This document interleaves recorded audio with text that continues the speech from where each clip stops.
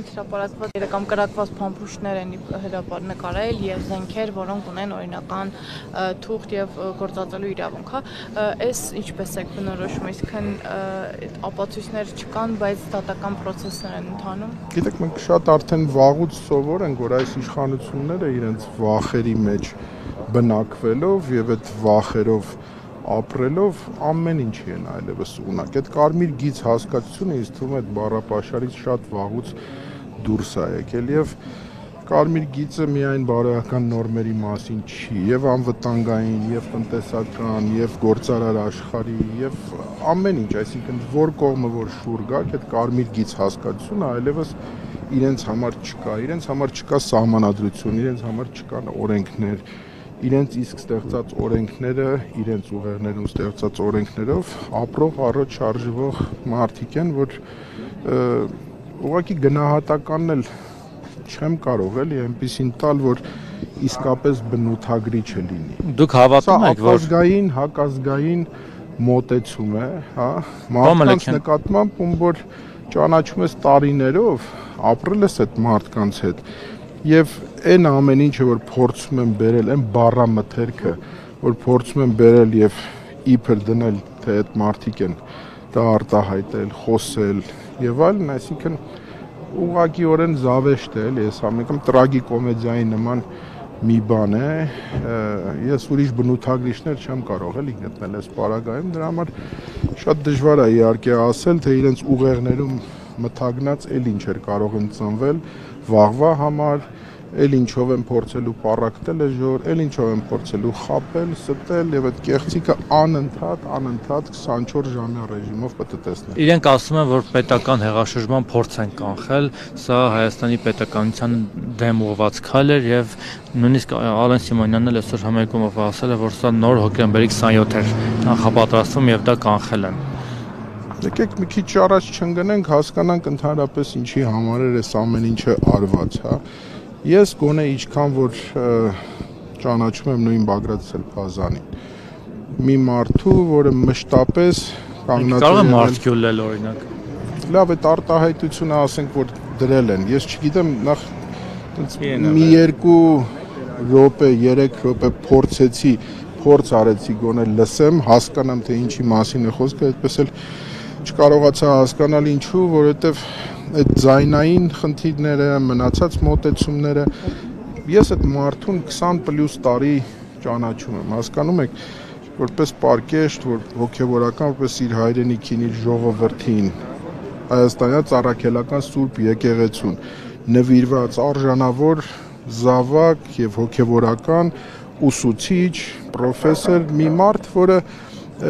ինձ հետ բազմաթիվ անհատական խոսակցություններ է ունեցել, տարբեր կյանքի դրվագներ, արվեստից, մշակույթից եւ այլն, հա, ես երբևիցե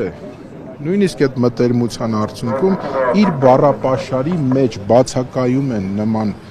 հարցեր, գյուլել, չգիտեմ, անվանարկել, ժողովրդին ներել մասսայական ձև, այսինքն իսկ այդ թուղթը, որ 24 թվականի թվագրմամբ էր անցած վաղուց ժամկետով, կազմողները այնքան փնթի ձևով է պատրաստված այդ ամեն ինչը, որ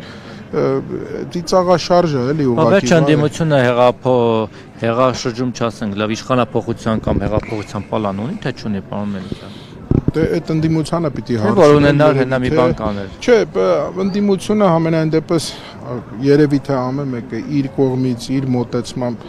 փորձում են իսկապես անել քայլեր, որը հնարավորի եւ օրենքի սահմաններում պիտի լինի բնականաբար, իսկ եթե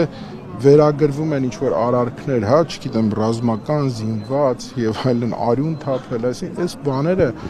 այնքան կիլոմետրերով հեռու են Բագրատ Սելփազանից եւ իր թիմից, որ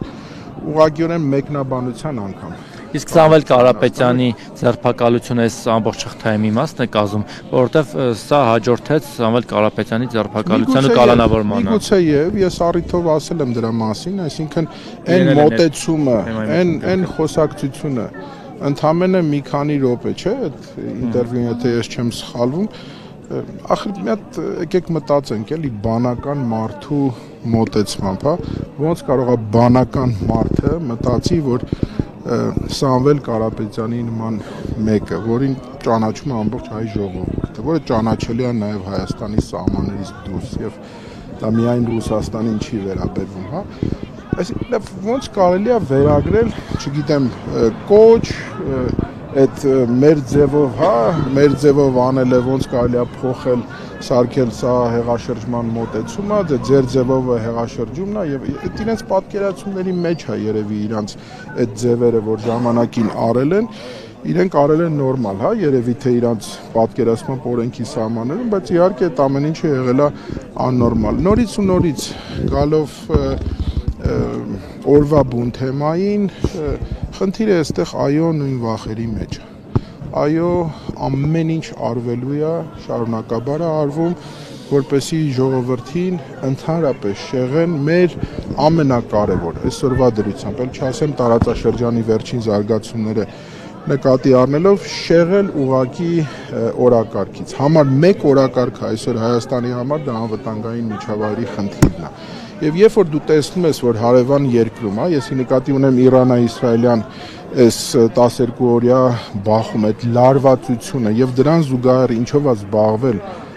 Հայաստանի ոչ բարով իշխանությունը, վարչախումբը, պատկերը միանգամից պարզ է դառնում ձեզ համար, հասկանում եք, այսինքն մարդիկ նույնիսկ չեն մտածում այս ժողովրդի, այս երկրի, այս հողի անվտանգության մասին։ Իսկ դա մեր թիվ 1 խնդիրը պիտի լինի ամենօրյա, միայն ու միայն, համար 1 եւ գլխավոր ու առանցքային խնդիրը։ Այն ինչ տեղի ունենում եկեղեցու դեմ արշավի համատեքստում տեսնում եք դուք։ Ամեն ինչ, այո, ամեն ինչը փաթեթավորված տեսեք, հա,